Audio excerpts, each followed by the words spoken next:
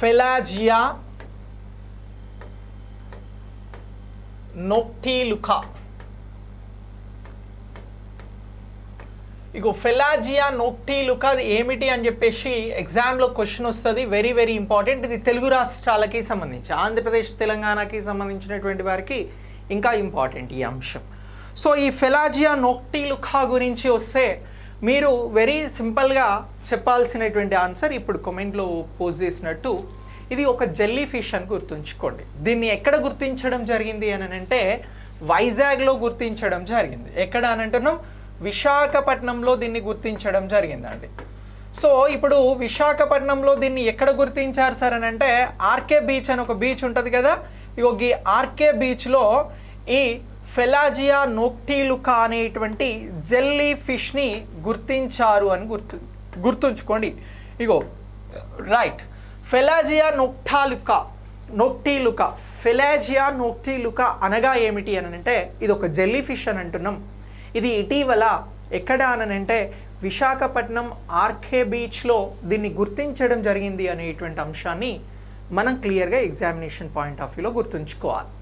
మరి ఈ jelly fish వల్ల ఏమైనా ప్రమాదం ఉందా సార్ అని అంటే చాలా అత్యంత ఎక్కువ ప్రమాదం అనేది ఉన్నది. సో ఈ జెల్లీ ఫిష్ అనేది ఏంటి అని అంటే ప్రమాదకరమైనటువంటిది అని అంటున్నాం. సో ఇది ప్రమాదకరమైనటువంటి జెల్లీ ఫిష్ అని అంటున్నాం. అంటే ఇక్కడ ప్రమాదకరమైనటువంటిది ఫెలాజియా నోక్టిలుకా అనేటువంటి జెల్లీ ఫిష్. సో దీని వలన ఏం జరుగుతుంది అని అంటే ఒకవేళ ఈ జెల్లీ ఫిష్ అనేది మానవులకి ఏమైనా ప్రమాదం చేస్తే మానవులు తీవ్రమైనటువంటి ఇబ్బందులను ఎదుర్కోవాల్సి ఉంటుంది. సో ఇలా ఈ ప్రమాదకరమైనటువంటిది అని అంటున్నాం. దీంతో పాటు ఈ ప్రమాదకరమైనటువంటి జెల్లీ ఫిష్ ఏంటి అని అంటే చాలా వేగంగా ఇది ఇలాంటి జెల్లీ ఫిష్లని తయారు చేస్తుంది. అంటే దీనికి సంబంధించినటువంటి సంతానోత్పత్తి అనేది చాలా వేగంగా అభివృద్ధి చెందుతుంది. సో ఈ సంతానోత్పత్తి అనేది వేగంగా అభివృద్ధి చెందడం వలన సముద్రానికి సంబంధించినటువంటి పర్యాటక రంగానికి కానీ సముద్రంలో ఉండేటువంటి ఇతర చేపజాతులకి సంబంధించి కానీ చాలా ప్రమాదం అనేది ఈ జెల్లీ ఫిష్ ద్వారా అవి ఎదుర్కోవాల్సి ఉంటుంది. సో ఇలా ఈ జెల్లీ ఫిష్ అనేది మనం ఇక్కడ పిలుస్తున్నటువంటి ఫెలాజియా నోక్టిలుకా దీనిని ఇటీవల ఎక్కడ గుర్తించారు అని అంటే వైజాగ్ తీరంలో విశాఖపట్నానికి సంబంధించినటువంటి ప్రాంతంలో వీటిని గుర్తించడం జరిగింది అనేటువంటి అంశాన్ని మనం ఇక్కడ ప్రత్యేకంగా గుర్తుంచుకోవాలి. మరి ఇది విషపూరితమైనదా కాదా అని అంటే ప్రమాదకరమైనది అని అంటున్నాం కదా, ఈ జెల్లీ ఫిష్ అనేది విషపూరితమైనదిగా గుర్తుంచుకోండి. సో ఇలా విషపూరితం కలిగి ఉంది కాబట్టి ఇది మనుషులకి కానీ సముద్రంలో ఉన్నటువంటి చేపలకి కానీ అలాగే పర్యాటక రంగం కోసం సముద్రానికి వెళ్ళేటువంటి అంశాలలో క్రియాశీలకమైనటువంటి ప్రభావాన్ని చూపెడుతుంది అనేటువంటి అంశాన్ని కూడా మనం గుర్తించాల్సి ఉంటుంది. ఎగ్జామినేషన్ పాయింట్ ఆఫ్ వ్యూలో ఇగో ఈ అంశాలు అనేవి మనకు ముఖ్యమైనటువంటి అంశాలుగా గుర్తుంచుకోవాలి. ఓకే, సో ఇక నెక్స్ట్ ఈ జెల్లీ ఫిష్కి సంబంధించి మరి సముద్ర పరిశోధకులు దీన్ని కనుగొన్నారు అని అంటున్నాం. సో ఇలా కనుగొన్నటువంటి దీనికి ఇతర పేర్లు ఏమిటి అని అడుగుతారు. ఇక ఈ ఇతర పేర్లు యాక్చువల్లీ ఈ పేరుని గుర్తుంచుకోవడమే కొంచెం మనకు కష్టంగా ఉంటుంది. జెల్లీ ఫిష్ అంటే ఓకే గుర్తున్నది, ప్రమాదకరం. కానీ ఈ జెల్లీ ఫిష్కి సంబంధించిన పేర్లను గుర్తించండి అన్నప్పుడు ఫెలాజియా నోక్టిలుకా అని అన్నాం. అలాగే దీంతో పాటు దీనికి సంబంధించినటువంటి ఇతర పేర్లు ఏమిటి అని కూడా అడుగుతారు. సో దీనికి ఈ ఫెలాజియా నోక్టిలుకాకి సంబంధించినటువంటి దీనికి ఇతర పేర్లు ఏమిటి అని అడుగుతారు. సో ఇలా క్వశ్చన్ అడిగితే దీనికి సంబంధించి టఫ్ క్వశ్చన్ అవుతుంది, బట్ ఆన్సర్ తెలిస్తే వెరీ ఈజీ. సో అలా అడిగినప్పుడు మనం రెండు అంశాలను గుర్తుంచుకోవాలి. ఒకటి ఏంటి అని అంటే మౌస్ స్టింగర్ అని అంటున్నాం.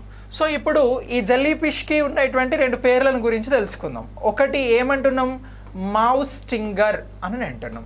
సో ఇలా మౌస్ స్టింగర్ అనేటువంటి పేరు దేనికి సంబంధించింది అని అంటే ఫెలాజియా నోక్టిలుకాకి సంబంధించిన విషపూరితమైన జెల్లీ ఫిష్కి ఉన్నటువంటి ఒక పేరుగా దీన్ని గుర్తించాల్సి ఉంటుంది. రెండోది దీన్ని ఏమంటున్నాము అని అంటే పర్పుల్ స్ట్రిప్డ్ జెల్లీ ఫిష్ అని అంటున్నాం.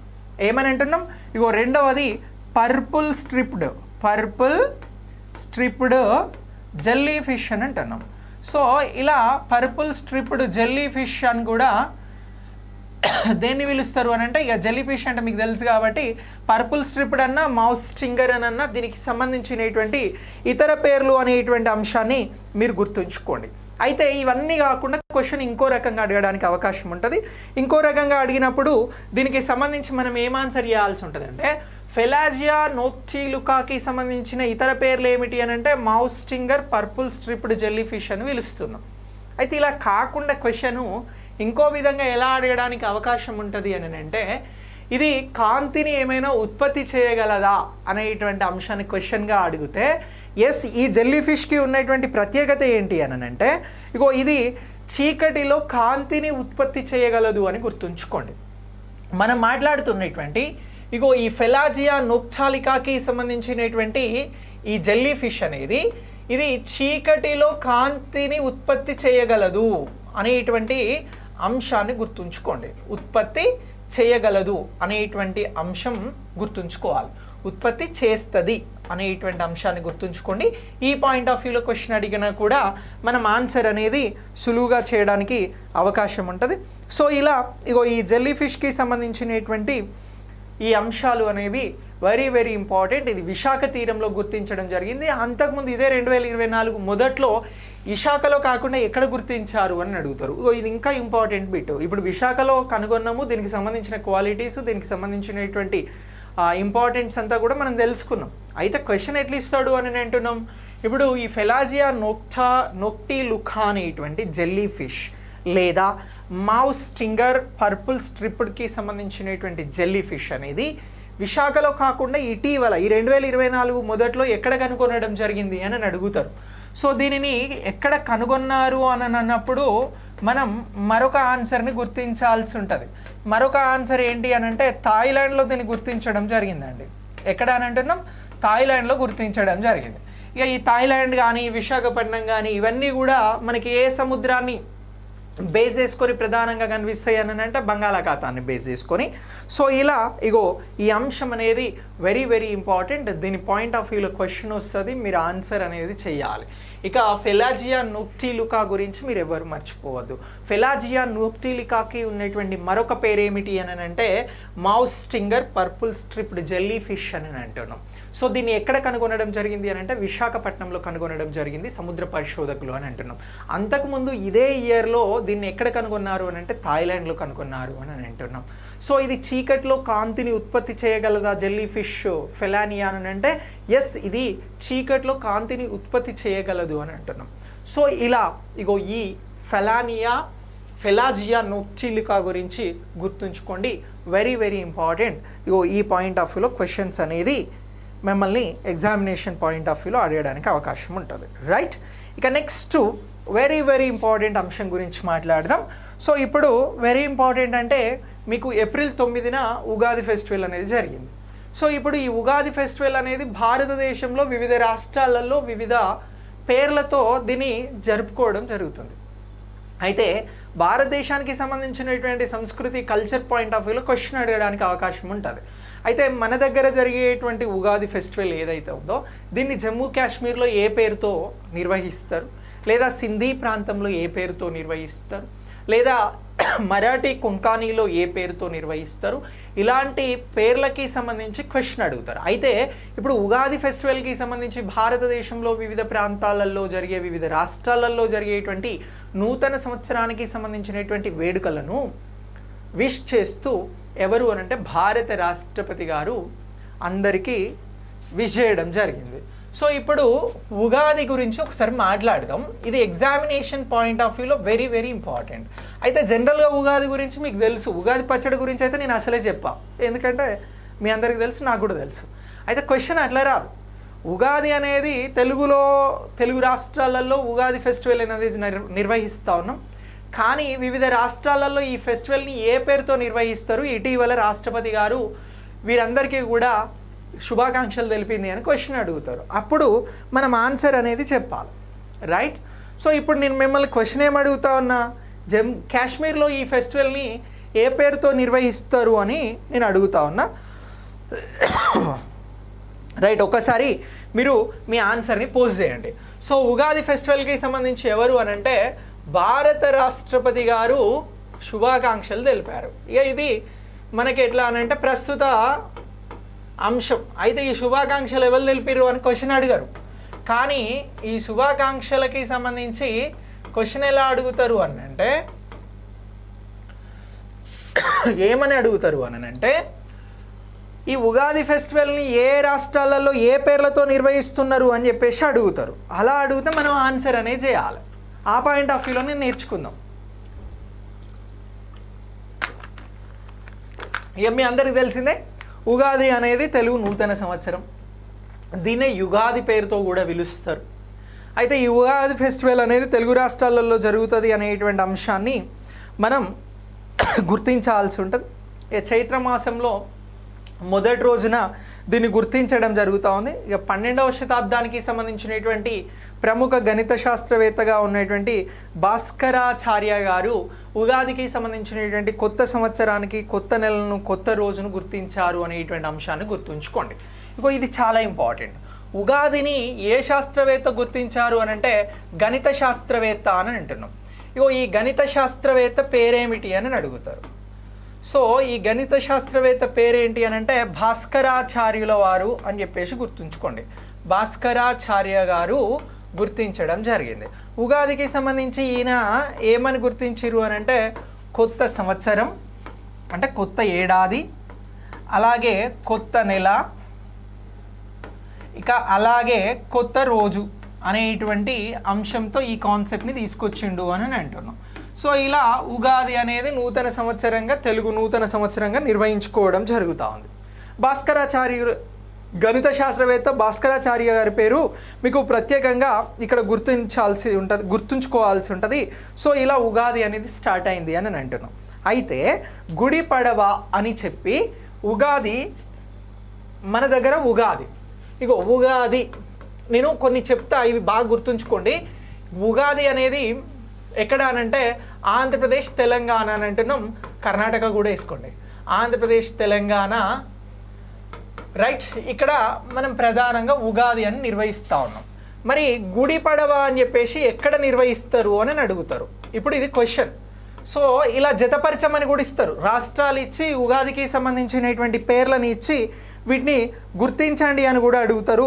గుడి పడవ గురించి అడిగితే మనం మహారాష్ట్రను గుర్తుంచుకోవాలి. మరాఠీ కొంకాన్, ఈ గుజరాత్ కొంకాన్ గోవా తీరం ఉంటుంది కదా, ఇగో ఈ ప్రాంతాలలో గుడి పడవ అని పిలుస్తారు. ఇక్కడ ఎట్లయితే తెలుగు నూతన సంవత్సరం ఉందో అలాగే మరాఠీ ప్రాంతంలో మరాఠీకి సంబంధించి అలాగే కొంకాన్కి సంబంధించినటువంటి తీరంలో ఇగో గుడి పడవ అని చెప్పేసి ఉగాది ఫెస్టివల్ను పిలుస్తారు అని గుర్తుంచుకోవాల్సి ఉంటుంది. ఇక నెక్స్ట్ దీనిని తర్వాత చేతీ చంద్ అని చెప్పేసి ఎక్కడ పిలుస్తారు అని అంటే చేతీ చంద్ అనేది సింధీ ప్రాంతంలో పిలుస్తారు అని గుర్తుంచుకోవాలి. ఎక్కడ అని అంటున్నాం ఇగో చేతీ చంద్ అని ఏ ప్రాంతంలో పిలుస్తారు అని అంటే ఉగాదిని సింధీకి సంబంధించినటువంటి ప్రాంతంలో చేతీ చంద్ పేరుతో ఉగాది ఫెస్టివల్ని నిర్వహిస్తారు అనేటువంటి అంశాన్ని మనం గుర్తుంచుకోవాల్సి ఉంటుంది. నవ్రే అనేటువంటి పేరుతో ఎక్కడ ఈ ఫెస్టివల్ని నిర్వహిస్తారు అని అంటే ఇగో నవ్రే అనేది కాశ్మీర్కి సంబంధించినటువంటి నూతన సంవత్సరం. సింధీకి సంబంధించిన నూతన సంవత్సరం చేతీ చంద్. గుడి పడవ అనేటువంటి నూతన సంవత్సరం ఎక్కడ అనంటే ఇది మరాఠీ కొంకాన్కి సంబంధించింది. ఉగాది ఎక్కడ అనంటే తెలంగాణ అలాగే ఆంధ్రప్రదేశ్ రాష్ట్రాలలో ప్రధానంగా నిర్వహించేటువంటిది అని అంటున్నాం. ఇక సాజిబ్ చీరాబా అనేటువంటిది ఎక్కడ నిర్వహిస్తారు అనేటువంటి అంశాన్ని కూడా ఇక్కడ క్వశ్చన్ అడుగుతారు. సో సాజిబ్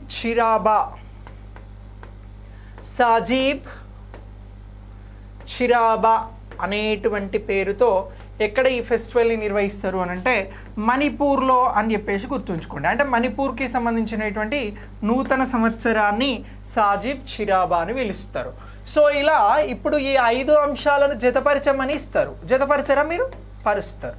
సో ఇలా ఇగో ఈ ప్రాంతాలకి సంబంధించి ఇక్కడ జరిగేటువంటి పండుగలకి సంబంధించే మన రాష్ట్రపతి గారు శుభాకాంక్షలు తెలపడం జరిగింది. సో ఇలా రాష్ట్రపతి శుభాకాంక్షలను గుర్తుంచుకోండి రైట్. అయితే ఇక్కడ ఈ శుభాకాంక్షలకి సంబంధించి మనం ఉగాది అని అంటే ఆంధ్రప్రదేశ్ తెలంగాణ. ఇప్పుడు క్వశ్చన్ ఎట్లా అడుగుతారు? తెలంగాణ ఆంధ్రప్రదేశ్ ప్రాంతాలలో నిర్వహించేటువంటి నూతన సంవత్సరం ఉగాదిని వివిధ ప్రాంతాలలో ఏ పేర్లతో పిలుస్తారు అని అడుగుతారు. అప్పుడు మనం చెప్పాల్సినటువంటి ఆన్సర్ ఏంటంటే మరాఠీ కొంకాన్ ప్రాంతంలో గుడి పడవ అని చెప్పేసి పిలుస్తారు. ఈ ప్రాంతాలలో ఇది నూతన సంవత్సరానికి సంబంధించిన పండుగ. ఇక అలాగే సింధీ ప్రాంతంలో చేతీ చంద్ అని చెప్పేసి పిలుస్తారు. ఈ చేతీ చంద్ అనేది సింధీ ప్రాంతంలో నూతన సంవత్సరానికి సంబంధించిన పండుగ. ఇక నెక్స్ట్ నవ్రే అనేటువంటిది కాశ్మీర్ ప్రాంతంలో నూతన సంవత్సరంగా నిర్వహించుకునేటువంటి పండుగ. అలాగే మణిపూర్లో సాజిబ్ చిరాబా అనేటువంటి పేరుతో నూతన సంవత్సరాన్ని నిర్వహించుకుంటారు అనేటువంటి అంశాలని మనం గుర్తించగలిగితే మన క్వశ్చన్కి ఆన్సర్ అనేది రైట్ అవుతుంది. సో ఇలా ఇగో ఈ అంశాన్ని ఎగ్జామినేషన్ పాయింట్ ఆఫ్ వ్యూలో గుర్తుంచుకోండి, చాలా చాలా ఇంపార్టెంట్. ఇక రైట్, ఇక నెక్స్ట్ మనం చరిత్రకి సంబంధించినటువంటి ఒక అంశాన్ని గురించి ఇక్కడ కీలకంగా మాట్లాడదాం. అది ఏమిటి అని అంటే ఏప్రిల్ 8. సో ఈ ఏప్రిల్ 8 మనకి 1857 సిపాయిల తిరుగుబాటు అనేది జరుగుతుంది కదా. ఈ సిపాయిల తిరుగుబాటు అనేది రాకుండా కంటే ముందే, తిరుగుబాటు కంటే ముందే ఏం జరిగినది అని అంటే మంగల్ పాండే అనే అతను, ఎవరు అని అంటున్నాం, మంగల్ పాండే అనే అతను బ్రిటిష్ వారికి వ్యతిరేకంగా ఫైట్కి దిగుతారు. సో ఈ మంగల్ పాండే గారిని ఎప్పుడు ఉరి తీయడం జరిగింది, బ్రిటిష్ వారికి వ్యతిరేకంగా కార్యకలాపాలను చేపడుతున్నారు అని అంటే ఏప్రిల్ 8న ఇగో ఇతనిని ఉరి తీయడం జరిగింది, హ్యాంగ్ చేయడం జరిగింది. సో ఇలా ఈ మంగల్ పాండే గారి అంశం మనం ఆధునిక భారతదేశ చరిత్ర లేదా మోడర్న్ హిస్టరీలో చదువుకుంటాం. సో ఇలా ఏప్రిల్ 8కి సంబంధించి మంగల్ పాండే గారికి సంబంధించి ఉరితీత జరిగింది బ్రిటిష్ వారి చేత అనేటువంటి అంశాన్ని గుర్తుంచుకోండి. ఇక హిందువులకి ముస్లింలకి సంబంధించినటువంటి మనోభావాల విషయంలో, రైఫిల్స్ని వాడే విషయంలో పంది కొవ్వు అలాగే ఆవు కొవ్వుల్ని వాడడంని మంగల్ పాండే గారు ప్రత్యేకంగా వ్యతిరేకించడం జరిగింది. అలాగే అవధ్ ప్రాంతం నుంచి వచ్చినటువంటి ఇతను 22 సంవత్సరాల వయసులో బ్రిటిష్ సైన్యంలో చేరడం జరిగింది. సో ఇలా ఈ మంగల్ పాండే గారికి సంబంధించినటువంటి అంశాలు అనేవి మనకి ఇక్కడ ఎగ్జామినేషన్ పాయింట్ ఆఫ్ వ్యూలో గుర్తుంచుకోండి. ఈయన ఏప్రిల్ 8న బ్రిటిష్ వారి చేత ఉరి తీయబడ్డాడు అనేటువంటి అంశాన్ని కూడా గుర్తుంచుకోండి, అవధ్ ప్రాంతానికి సంబంధించిన రైట్. సో ఇలా ఇగో ఈ ఏప్రిల్ 9కి సంబంధించినటువంటి కరెంట్ అఫైర్స్ని అప్డేట్ చేసుకోండి. మనం మంగల్ పాండేకి సంబంధించినటువంటి అంశం గురించి మాట్లాడినాం, అలాగే ఉగాది ఫెస్టివల్కి సంబంధించినటువంటి అంశం గురించి మాట్లాడినాం. ఈరోజు క్లాస్లో ఇంకా నెక్స్ట్ పెలాజియా నోక్టిలుకా గురించి, జెల్లీ ఫిష్ గురించి మాట్లాడడం జరిగింది. అలాగే సోడియం సైనైడ్ గురించి మాట్లాడడం జరిగింది. నెక్స్ట్ కియోల్లో పశువులను గురించి మాట్లాడడం జరిగింది. దీనితో పాటు సుప్రీంకోర్టు ప్రాథమిక హక్కుగా వాతావరణ మార్పులకు వ్యతిరేకంగా పోరాడేటువంటి హక్కును గురించి చెప్పింది అనేటువంటి అంశాలను కూడా మనం మాట్లాడడం జరిగింది. సో ఇవన్నీ కూడా ఎగ్జామినేషన్ పాయింట్ ఆఫ్ వ్యూలో చాలా క్లియర్గా డిస్కస్ చేసాం. వీడియోకి ఒక లైక్ చేసి వీడియోని షేర్ చేయండి. కరెంట్ అఫైర్స్ అనేది ఎక్స్క్లూజివ్గా 500 రూపీస్తో అందించడం జరుగుతుంది. ఆఫర్లో గ్రూప్ 1, 2, 3కి సంబంధించిన కోర్సెస్ 1748కి అందించడం జరుగుతుంది. ఆ కోర్స్ని కూడా రిజిస్టర్ చేసుకోవచ్చు. ఇక మే 5న మనం ఒక గ్రాండ్ టెస్ట్ పెడతా ఉన్నాం. ఎక్స్క్లూజివ్గా మీరు గ్రూప్ 1 ప్రిలిమ్స్ ఎలా అయితే ఎగ్జామ్ రాస్తారో అదే విధంగా ఎగ్జామ్ ఉంటుంది. ఈ ఎగ్జామ్లో ఒక 5000 రూపీస్ క్యాష్ ప్రైజ్ అనేది ఇస్తూ ఉన్నాం. ఈ ఎగ్జామ్కి మీరు 200తో రిజిస్టర్ అయితే లైవ్ ఎగ్జామ్ ఉంటుంది మే 5న. ఈ లైవ్ ఎగ్జామ్లో ఫస్ట్ టాపర్స్కి సంబంధించి ఫస్ట్ ప్రైజ్ 2000, అలాగే సెకండ్ ప్రైజ్ 1000, ఇక నెక్స్ట్ థర్డ్ ప్రైజ్ వచ్చి 500 చొప్పున క్యాష్ ప్రైజ్ ఇవ్వడం జరుగుతుంది. ఈ కోర్స్ ఈ రోజు లాంచ్ అవుతుంది. 200 రూపీస్తో రిజిస్టర్ అయితే మీరు ఒక గ్రాండ్ టెస్ట్ రాయొచ్చు. ఈ గ్రాండ్ టెస్ట్కి సంబంధించి రిజిస్టర్ చేసుకుంటే మే 5కి ఉంటుంది ఎగ్జామ్, ఇప్పుడు ఉండదు. సో మీరు జస్ట్ రిజిస్టర్ చేసుకుని మీ ఫ్రెండ్స్కి చెప్పండి. ఇక మీకు ఏవైతే క్లాసెస్ ఉన్నాయో అవన్నీ కూడా నేను త్వరగా ఫినిష్ చేస్తాను. కొంత హెల్త్ ఇష్యూ వల్ల నేను క్లాసెస్కి రాలే, ఇప్పుడు క్లియర్. సో అవన్నీ కూడా మనం రెగ్యులర్గా మాట్లాడదాం. Okay, thanks for watching. ఇక మళ్ళీ తిరిగి నెక్స్ట్ క్లాస్లో కలుద్దాం. చలో, బాయ్ బాయ్.